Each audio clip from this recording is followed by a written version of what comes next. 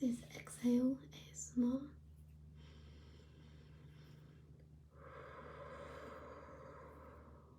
Exhale ASMR. Exhale ASMR.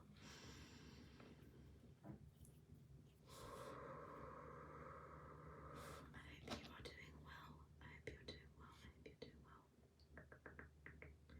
Today I am going to be reading to you, and I want you to come on this little story time with me.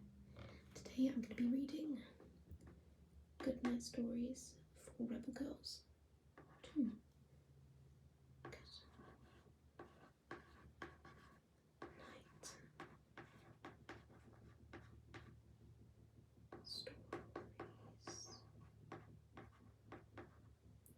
stories for Rebel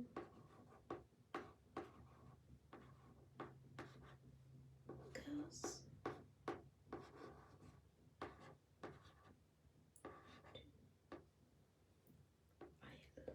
This book.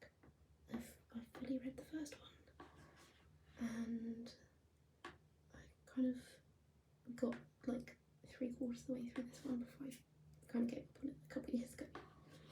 But nonetheless, I absolutely love this, and it basically just tells you amazing, empowering female stories, both historical and present.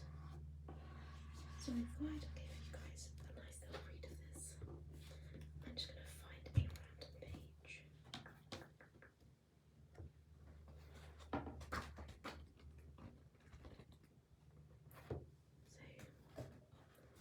So, first up we have Madam C.J. Walker. Get this great image with a lot of them. Different pictures drawn by different artists, female artists. So you can kind of visualise who the person is. Starting with Madame C.J. Walker. She's a businesswoman. So, once upon a time, on a cotton plantation in Louisiana, a girl named Sarah was born.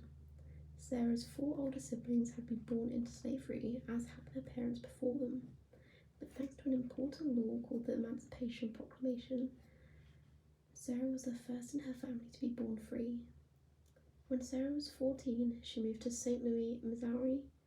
There she worked as a washerwoman for $1.50 an hour, or a day, $1.50 a day.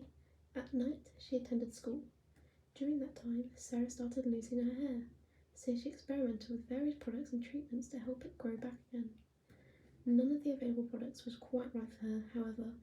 What if I could create a hair treatment specifically for African Americans, she wondered. Her husband, who worked in advertising, loved the idea.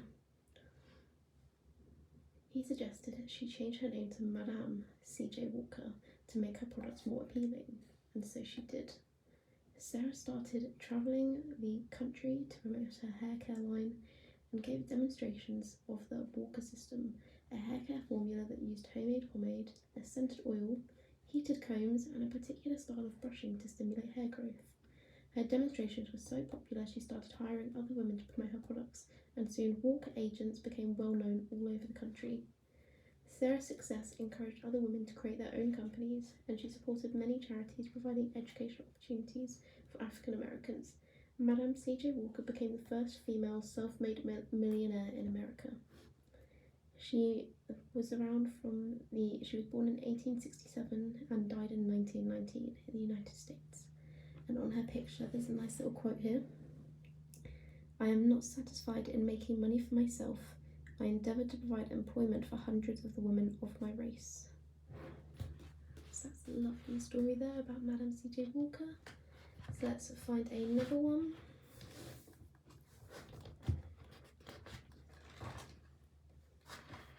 This one we have Gertie Corey. Apology if I said her name wrong. I'm not very good at pronouncing words, but another fantastic image here, illustrated by another female artist.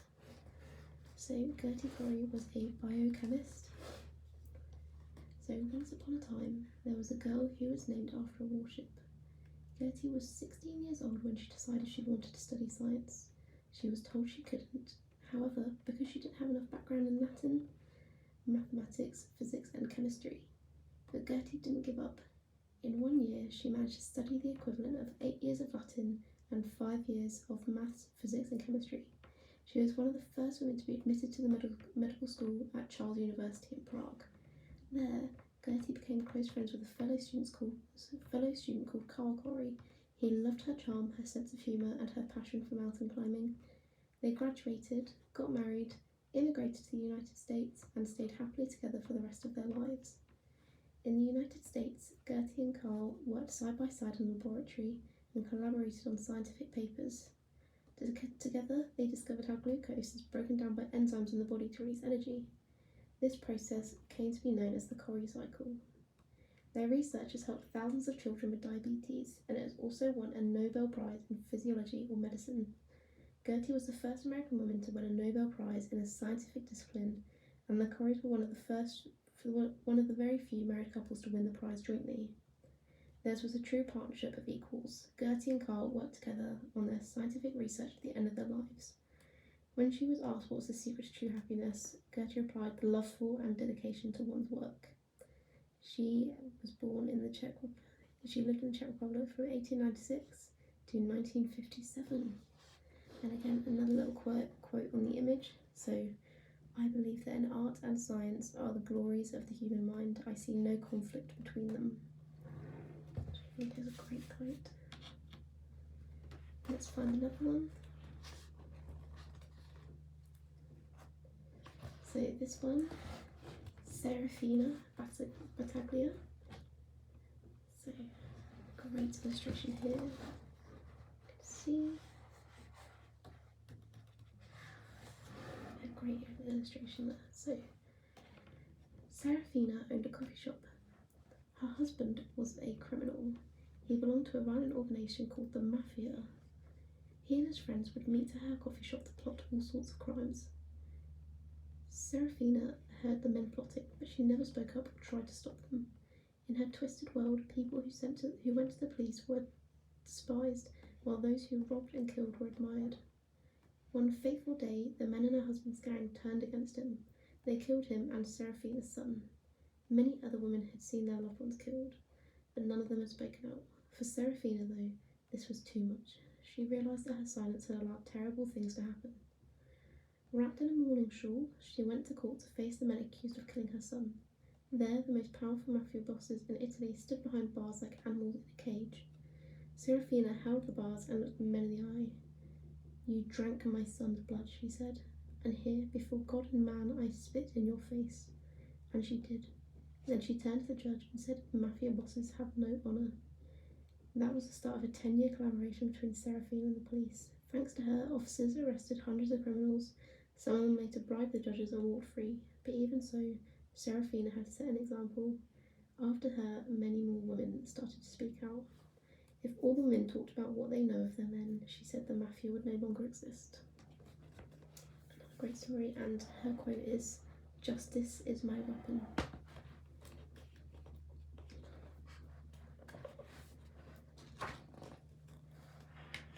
Next up, we have Boudica. So, it's an amazing, fantastic illustration. Isn't it just absolutely beautiful with colours? Let's see if you can see that better. Incredible colours. So, let's read this. So, once upon a time, there was a fearless warrior queen who spearheaded a rebellion against the Romans. Boudica was just 28 years old when she led her tribe, the Iceni, into battle. Her husband, the king, had died and left his kingdom to her, but the Roman Emperor Nero decided that no woman could rule an area under Roman control, and he sent his troops to enslave the Britons. The noble Iceni were killed or imprisoned, their queen was made to walk naked in the street, and her daughters were whipped. Boudica wanted revenge for this humiliating treatment. She gathered together a tribal army and led an attack against the mighty Roman Empire. With her long red hair flying and her sword held high over her head, she struck fear into the hearts of her enemies. Her army stormed the city of Colchester in southeastern England, destroying the temple of Claudius, the former Roman emperor, and killing thousands of Romans and their supporters. Even more Britons joined Boudicca, and by the time she reached London, her army was 100,000 strong, all of them loyal to the rebel queen. But despite being heavily outnumbered, the Romans, who had better weapons, won, and Boudicca died fighting. Her name comes from the Celtic word Buda, meaning victory. For her bravery and her strength, she came to symbolise the fighting spirit of the British. Today, you can still see a huge bronze statue of Boudicca and her daughters driving a magnificent horse-drawn carriage in London near Westminster Bridge. That was a great story. And her quote, "I am not fighting for my kingdom and wealth now. I am fighting as an ordinary person.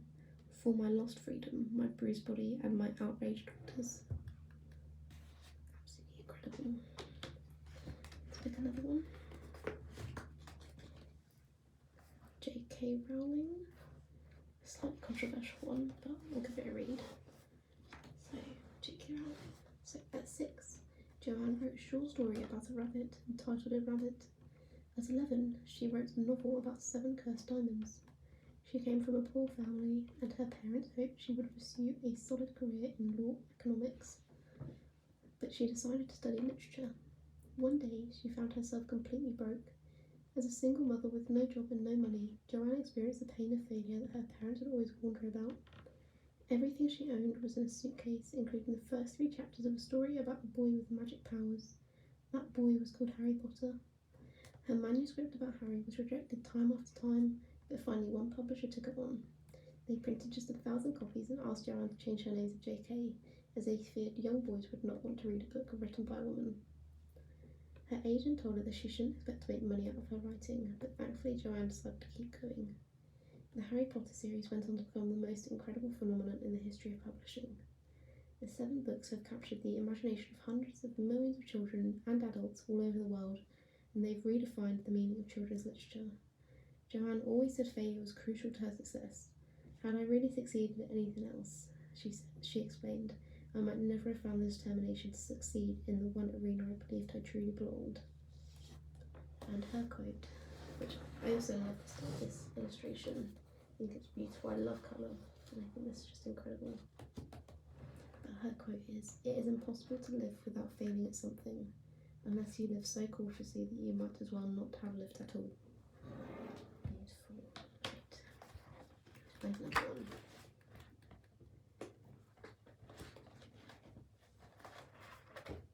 Eleanor Roosevelt. So, once there was a serious girl called Eleanor Roosevelt. When she was a teenager, Eleanor was sent to school in London. There, she met an extraordinary teacher named Mary Sylvester.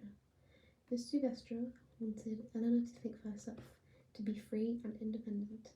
Eleanor studied with her for 3 years, and then she was summoned home because her grandmother wanted her to get married. Back in the United States, Eleanor met another Roosevelt. His name was Franklin Delano. They got married, but soon after he contracted polio. The disease left him paralysed from the waist down, but Eleanor didn't let him give up on his dreams.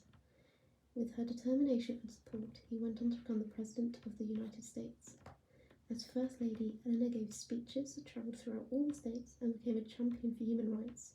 She believed that all human beings are born free and equal in dignity and rights, and she was determined to promote these rights in as many countries as possible. After her husband died, Eleanor was named the US delegate to the United Nations. She became the chairperson of the Commission on Human Rights and led the creation of one of the most important documents of the 20th century, the Universal Declaration of Human Rights. This beautiful document inspired governments to pass laws protecting human life and encouraged citizens to take action when their fundamental rights were denied. Thanks to Eleanor and the tireless work of many representatives from all over the world, freedom, equality, dignity, respect and safety became common goals for all people and all nations. Great story. And her quote, along with this fantastic, beautiful illustration, "Do one thing every day that scares you." Have you done something today that scared you? How does that make you feel? You know, it's okay to be scared sometimes, but it's always good to get out of your comfort zone and push yourself when you feel comfortable to those, of course. Don't put yourself in situations where you feel in danger. But for now, let's find another story.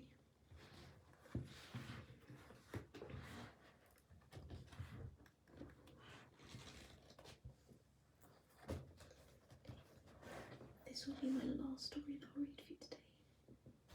But today, for the last one, we're looking at Mary Kingsley, an explorer. So, once upon a time, there was a girl named Mary whose brother was sent to school. She wasn't, because her family wanted her to take care of the house. The only thing Mary was taught was German. Her father wanted her to translate some scientific books for him. She spent countless hours in the library. The books about voyages to faraway lands were her favourites. When her parents died, Mary finally had the time to do what she wanted with her life. She decided to travel to the most magical and unknown place she could think of, West Africa. Her friends and family all advised her against it. It's dangerous, they said. A woman can't travel all that way alone. And why on earth do you want to go to Africa? Mary didn't listen to them and went anyway. She travelled from village to village throughout West Africa. She canoed up the Ogowe River, and she was the first woman to climb Mount Cameroon.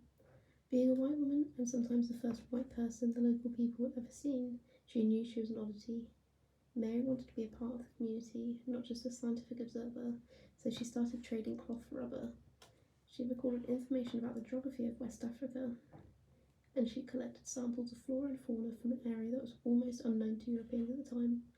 She led a life adventure, explored the complexity of African cultures, and challenged many racist stereotypes spread by other explorers. She lived from 1862 to 1900. Another incredible illustration. Her quote, "The grim, grand African forests are like a great library. I am now bustily learning the alphabet of their language." Absolutely incredible. So that is all for today's story time. That's all for today's story time. So just to recap, that was Good Night Stories for Rebel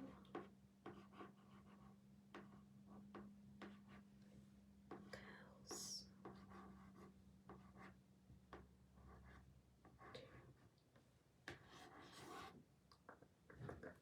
I hope you enjoyed